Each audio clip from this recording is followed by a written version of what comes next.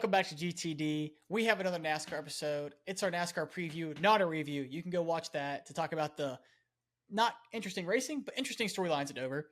And now we can talk about Indianapolis, the Brickyard. Now there are some interesting storylines, some things to look out for. Mainly the in-season tournament. We'll also rank the Hendrick drivers as of right now before Indianapolis and see who's at the top and who's number 4 at Hendrick. It may surprise you depending on which one of us gives you an answer. But let's just get right into it because we have a lot to cover. What do you want to start with? Do you want to start with picks or in-season tournament? Because we teased that last episode. Let's start in-season challenge. So, Ty Gibbs, Ty Dillon. Ty Dillon was the last guy to make this thing. Everyone was like, he makes tape Atlanta because it's Atlanta. It's a wild card. After that, no shot. Then Chase Elliott, pretty much just bends in his bumper at Chicago and has to sit in the back all day. Escapes. Now you're like, ooh, Chase Elliott's gone. Denny Hamlin's gone. A lot of your guys are just out of this thing. And now here we are. He's in it. Ty Gibbs kind of snuck his way through. Also kind of good at road courses and just having a sneaky momentum little thing. Ty Gibbs has been good. Yeah. That's my camera cut out, so I got sidetracked. But yes, over the past few weeks, Ty Gibbs has just been there. It's almost like Chris Buescher was at the beginning of the season. You just look and he's in the top 10. So that's where Ty Gibbs is now. But who do you think comes out on top this weekend? Well, over the last 2 months, Ty Gibbs has gained about 12 spots in points. He's been running pretty much as good as anyone over the last month or so in the Cup Series. Been a great road course racer. Is solid enough at these big tracks. We saw him almost win Michigan, so if that translates at all, he should have speed here. However, I can't discount the Ty Dillon magic that has been happening over the past few weeks. Atlanta, Denny Hamlin gets caught up in a wreck. He moves on. Then matched up against Brad Keselowski. Brad Keselowski is nowhere all day, gets caught up in a wreck. Ty Dillon moves on. Matched up against Alex Bowman for Sonoma. Is right behind Bowman. Moves him out of the way. Gets through. Moves on again. Then taking on John Hunter Nemechek at Dover. They ran next to each other all day. Manages to get the free pass at the end of the race and get on a different lap than Nemechek. Makes it through to Indianapolis. The site of his only Xfinity Series win. Ty Dillon gets it done. Give me Dillon magic, but the good kind, not the bad kind that keeps giving Austin Dillon wins. Yes, I concur. I think Ty Dillon gets it. It's just a fun story. I mean, the last seed in the first time we're doing this in-season challenge to go on and win this whole thing. And mind you, who do you think Ty Dillon and Ty Gibbs have have the higher average finish at Indianapolis? Ty Gibbs was awful for the back half of last year, and I know Ty Dillon had a couple actually good runs here in the 13 car, so Ty Dillon, kind of by sheer volume of races run. Yes, Ty Dillon's average finish is 19th. Ty Gibbs is 23rd. So there you go. It's happening. Also, if I'm putting my money on one of those cars to just blow up, it's the 54. Oh, yeah, the 54 blows up all the time. The forbidden chocolate milk will be back. Yeah, so I think Ty Dillon's got this in the bag, as they say, and good for him. I mean, a guy who I think we said when this started, it'd be really cool if one of those guys who the $1 million would mean a whole lot to wins. Now, is his family loaded? Yeah, so he's not that guy, but he's one of those drivers that isn't. This could go a long way in this could help fund his car for next year or whatever he's got going on. Maybe Colin could use it to buy AJ Allmendinger some speed at a road course. That is true, because we know he's got the skill, and that's a rough situation. But maybe he'll share it with the team. I'm sure they'll celebrate. It'll be a fun story. Ty Gibbs. Wait, hold on. Ty Dillon and Ty Gibbs made this thing. Both nepotism babies. What happened? Like a Gibbs kid and a Richard Childress kid. What are we doing? What I will say for I didn't even Ty think Dillon about that until now. is Ty Dillon has had significantly less nepotism than Austin Dillon. Ty Dillon's kind of tried to make his own way over like the last 6 or 7 years, which I do respect. He's been driving some pretty bad tractors in the Cup Series. So I'm just talking about family wealth. I'm not even talking about their seat in the Cup Series. I'm just talking about that's true. We literally gave it to like probably the 2 richest kids in the sport, like that are under like 30. So yeah, you know what? That kind of just killed the whole vibe for me. For this, Chris Buescher could have fed this Prosper, Texas for 8 years with this money. Probably true. But all right, let's move on.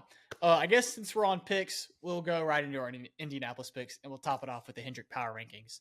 Who do you have for Indianapolis as your dark horse? As my dark horse, I'm doing something I never thought I would do, and I'm picking Riley Herbst. However, we have agreed that this comes with the caveat of instead of a normal point for a top 5, this counts for a top 10 because he is so bad. This is the site of he had a couple Xfinity wins in his career. This was probably his best Xfinity Series performance was at Indianapolis. So Riley Herbst is slightly better than terrible, I think, at the Brickyard this weekend. Typically, like I think every episode this year, you've made your dark horse pick, and I've gone, I don't hate that. I can see that happening. I can't. You say hate that. This is the first. This is the first time I can't be like, oh yeah, whatever. It's a Dude, dark all horse. I need is like a 20-car pileup on lap 3, and this is in the bag. But you're taking my approach at the beginning of the year. If you remember, like the first 8 times we did this, my dark. Yeah, you were just throwing darts. Dark. Yeah, I was. Yeah, I was in the. Keegan's like, Cody, where's gonna win this week? Yeah, I was in the pantry with no lights. But I'm going now. Ty Gibbs, we mentioned it, has a bad average finish here, but has been really good as of late, and that's why I'm taking Ty Dillon because they're going head to head. He's got to finish above Ty Dillon to win this thing. Ty Gibbs has ran. Ty Dillon's got to finish above Ty Gibbs to finish this thing. Ty Gibbs has ran well recently, so Ty Dillon, I think, has to have a good finish, and I think he does. I just think the magic's there, the voodoo's there, the vibes are there. The $1 million will be in his wallet soon. Hopefully it's a giant check. I love seeing giant checks on TV. Just cool. But yeah, I'm sure it'll be a giant check. Hopefully the biggest check. It's NASCAR. Go big or go home. Unless it's horsepower, then we have to stay at like 40. But who's your pick for the actual race? Well, my pick for the race this year is Chase Elliott figures out what the rule is with the line coming out of pit road and doesn't get shafted this year and wins the race. He has the most momentum of any driver in the Cup Series right now. Was probably the only guy on the same pace as Kyle Larson last year here, and Larson is slightly down right now compared to normal, though he's still definitely very fast. I trust Chase Elliott. He's on some of his best form we've seen in the past 3 years from that 9 car, and finally bringing actual winning speed to the track. You saw it at Dover last week. I think the 9 keeps rolling. Chase Elliott to victory lane at Indianapolis. Yeah, I mean, obviously when we were looking at picks for this week, he was the first name that popped in my head. His performance last year, the race he's had the last 6 races, the momentum he's got. But it's been a while since the Blue Ovals have been in victory lane.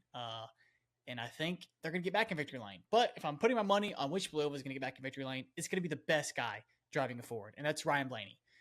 Just consistently great. If his car doesn't have a mechanical failure or someone doesn't just absolutely door him in the stage 1, he runs well here. He's got the 3rd highest finish here. Only Reddick and Larson are better than him here. So I'm going Blaney. I don't think you can look at that pick and go, oh, whatever. It's Ryan Blaney. My issue is, if you think 2025 Ryan Blaney isn't detonating an engine at Indianapolis, it's definitely happening.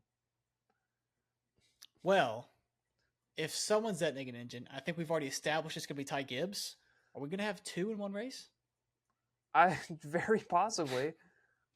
So I'm banking on Ty Gibbs' engine failure, not Ryan Blaney. It's going to be one of those 2 guys. Don't get us wrong. Even if definitely going to be one of those 2 wrongs. Even if Blaney doesn't detonate an engine, he'll be like leading down the last stop of pit road, and his jackman will trip on an air hose and fall over, and he'll lose 30 spots in the pits and finish last. Like, that's just the year it's been for Ryan Blaney this season.